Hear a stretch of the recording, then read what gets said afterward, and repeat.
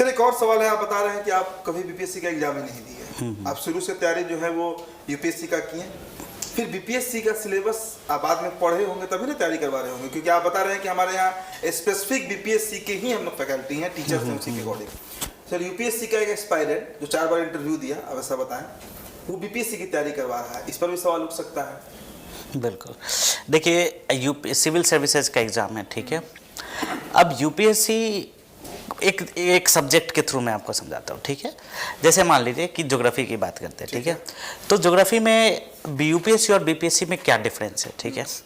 जैसे यूपीएससी के अंदर देखें तो फिजिकल ज्योग्राफी पढ़ना है, बीपीएससी में पढ़ना है, सेम उसी क्वालिटी का। वहाँ भी इंडियन ज्योग्राफी पढ़ना है, यहाँ भी पढ़ना है। डिफरेंस क्या है? तो यहाँ बीपीएससी में बिहार ज्योग्राफी को एक्स्ट्रा ऐड ऑन करना है। तो बिहार से मैं हूँ तो मुझे माउंटेन क्या है, पर्वत कहाँ है, पठार कहाँ है, ये तो मुझे दिखता है ना, वो समझ में आता है मुझे, तो मुझे बहुत ज़्यादा कुछ उसके लिए एक्स्ट्रा करना नहीं था।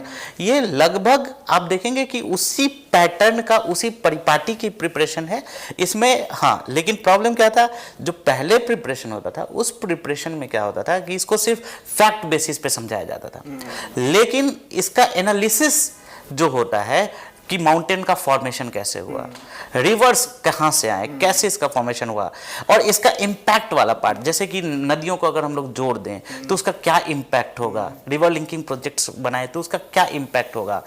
तो इन सभी चीज़ों को, एनालिटिकल पार्ट को हम लोगों ने इसके अंदर क्या किया, इनकलकेट किया, ठीक है। और ये अगर यूपीएससी का प्रिपरेशन कोई कर रहा है, अगर मेंस किसी ने लिखा है, तो वो इन चीज़ों को बेहतर तरीके से समझ सकता है। तो उसी चीज़ों को, उसी को जो यूपीएससी की जो चीज़ें थी, जो कि बीपी, और आप देखेंगे रिसेंट टाइम में ना, तो 68, 69 बीपीएससी में काफ़ी एनालिटिकल क्वेश्चंस पूछे गए हैं।